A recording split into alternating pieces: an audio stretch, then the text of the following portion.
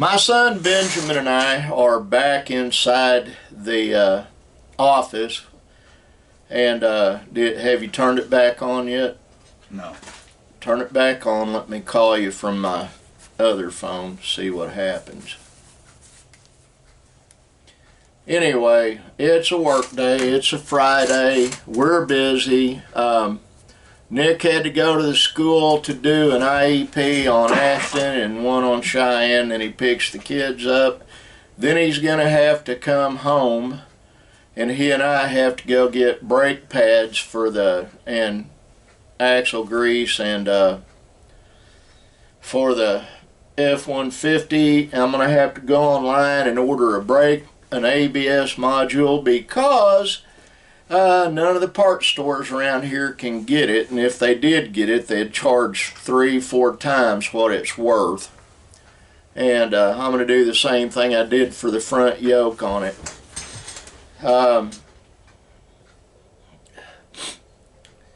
And Linda and Brandon, you just turned it back on? Okay, let me call. It's starting now. Give it a minute.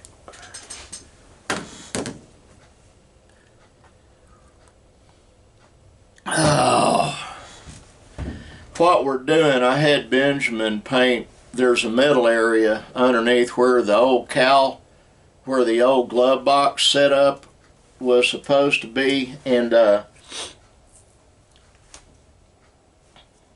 my van, and then there's a board we're going to screw to it to give me a place for mail.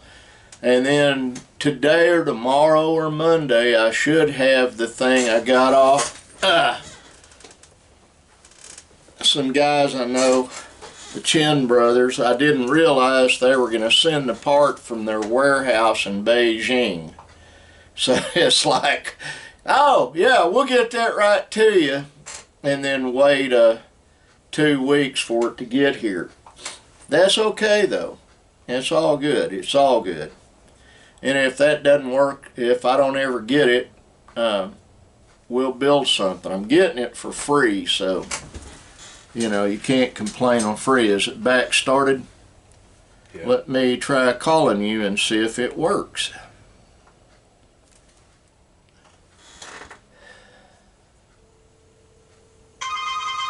Cool. You now have a phone, Benjamin.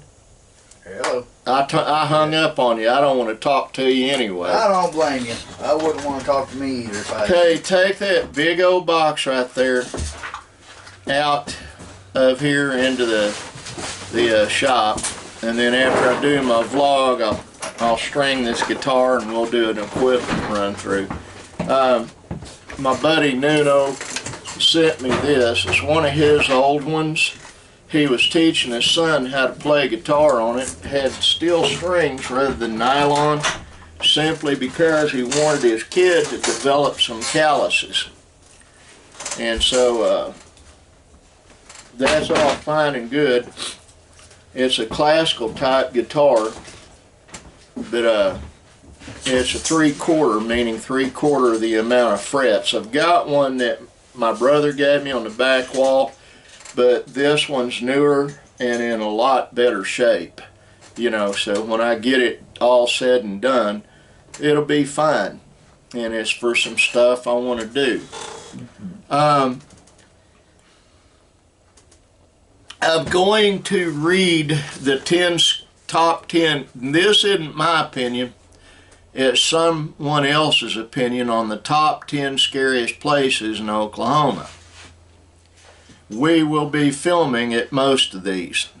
Number 10, Cherokee Strip Museum in Alva, Oklahoma. Number 9, Kane's Ballroom, Tulsa, Oklahoma. Now, the museum and that ballroom will not let me film in there, but I thought I'd mention them as being the top. Number 8, Fort Washita, Durant, Oklahoma. They cannot keep me from filming in there due to my tribal membership. And yes, we will be. And my good friend Chris Kimball from Florida has a lot to say about that. He's experienced some stuff over there. And so we'll try that. That's number 8. Number 7, Fort Reno, El Reno, Oklahoma. That's a little iffy if I can film there. Number 6, Parallel Forest in Lawton, Oklahoma. The thing is, I know exactly where that's at. It's parallel forest means they planted a pine tree forest in there, and weird stuff is supposed to happen in there. Well, we will go and we will take film equipment and we will see. Number 5, Waurika Public Library. Used to be a deputy sheriff in Waurika, Oklahoma. They will not let me even in the library, nevertheless, film in there. Number 4, the Constantine Theater in Pawhuska, Oklahoma. That's iffy. Number 3, Tucker Cemetery between Duncan and Comanche, Oklahoma. We can park outside of it or go into it, but yeah, we will definitely go do that at night. And number 2, Skirvin Hotel, Oklahoma City. All I've got to do there is rent a room and record the weird stuff happening. Maybe take Linda and get scared. And number 1, Stone Line Inn, Guthrie, Oklahoma, and the same thing there. Rent a room. It's about $300 a night at the Stone Line, I think. I'm not sure. But we will find out what's going on with it. Now, some places I know of that are very scary. There's a cemetery at Brown Springs down on Red River by Marietta, Thackerville, Oklahoma. The Chickasaw tribe owns that cemetery. They do not want you in there. They don't want tourist sightseeing, but they can't keep you from being outside of it with equipment and set up and watch what's going on. And we intend to do that. And then down the hill from that is a spring that is known as Brown Springs, and across the road back down by Red River are hot and cold running Sasquatch and hot and cold running dogmen, Hatakofi, werewolves, whatever you want to call it. Yes, we will be going there and taking some specialized equipment. A friend of mine I won't name, we call him Ghost Wolf, he and his crew went down there last week with some sophisticated equipment, and he said they got some interesting readings. And we will do the same, and we'll do the film. I've got to figure out this high dollar camera I got. Benjamin and I went the other night. During the day, I got some pretty good footage with one camera I've got showing the shape of a human up in a tree that was blue, very cold blue, and it wasn't part of the tree while everything around it was a lot warmer. And it did move some, and it wasn't a tree, it was snowing. I absolutely believe I caught the image of a lost spirit in that tree. But then that's at the end of the road. We've got to redo that. Not naming names, the guy I had that was liaison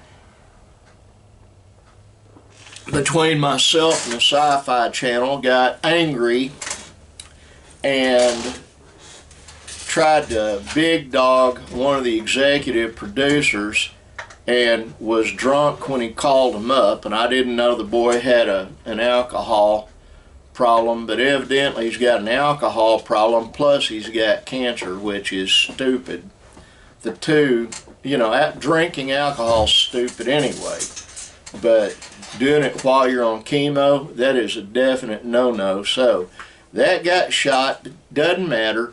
We're going to do it on our own. We've always had to do everything on our own, and right now it's no exception.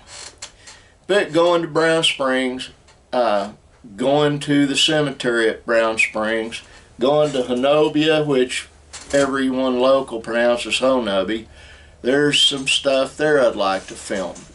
South of Dougherty, Dougherty, is an old iron top bridge, and down there on Rock Creek is some spooky stuff, and an old cemetery. I'm going to record all that at night and see what we can find. And even if we don't find anything, we're going to share it with you. Chigashay, Oklahoma Cemetery. When I was a kid, I saw stuff there that defies logical explanation. And there is a bunch of spooky stuff that happens there. Now, am I messing around with stuff I shouldn't be? No. All I'm doing is showing up and recording stuff. I'm not going to call up any ghosts. You know, that's garbage. To heck with that noise. You don't have to. If they're there, we'll record it. We've got the equipment to record it. And then going toward Lake Birchie is a set of railroad tracks going out of Chigashay. And at night, you can park your vehicle in neutral. The tracks go like that. They're on a hump. And you can park your vehicle at night with no wind, put it in neutral, and it will get pushed off of those tracks. This is a phenomenon that a lot of people have heard of, and there are folks that have filmed it before we get there that actually put talcum powder on the back of their car in little handprints. Well, the legend goes there was a school bus that got hit because it stalled on the tracks, and a bunch of children got killed, and so they come back and they push the vehicle off the tracks so nobody gets hurt. Is that real? I don't know. I know that one time when I was a kid, I had a, I can't remember what kind of car it was. It was a little bitty one. My dad had one. I think it was a Nash Rambler or something like that. I drove down there and I parked just to see what would happen, and it got pushed off the tracks. Another place that someone might want to be interested in and going to look at, just share.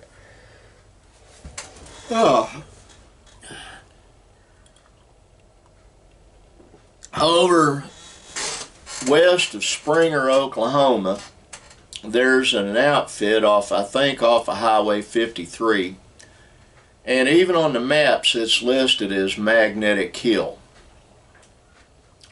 I've had folks say, oh, it's an optical illusion the way the lay of the land is. No, I took a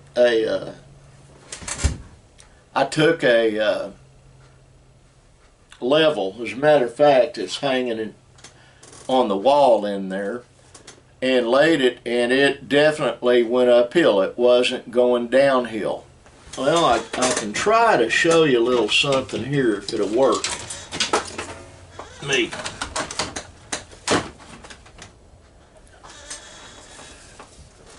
Okay, you see the bubble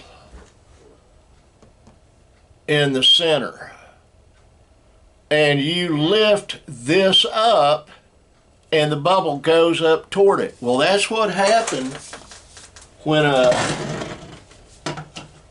we took a level.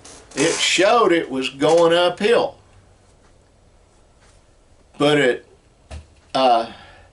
so when you put your vehicle in neutral, it will start rolling up that hill. You can take a ball, it will roll uphill. You can pour water out, or in my case, pee on the pavement, and it rolls, it flows uphill. So we're going to do some of that. But all this stuff is there for anybody to go look at. We're just going to do it so you don't have to. And I will post it on other channels than just YouTube. That's one reason I've got to do this today and get this thing strung and tuned, is because the frets are in a lot better shape than the other one my brother gave me, and I got to do some guttural guitar work and some other things. And I'll be starting a channel on here on YouTube called Adventures into the Strange. I've even got Blog Talk Radio coming at me, wanting me to go back into radio. It's not going to happen, but it's going to be fun, folks, and hopefully I'll make some money at it. Now, this old crippled fat guy loves each and every one of you watching this, and I want God to bless you, I do, and I want you to be kind like the sign says. So, be kind. Bye.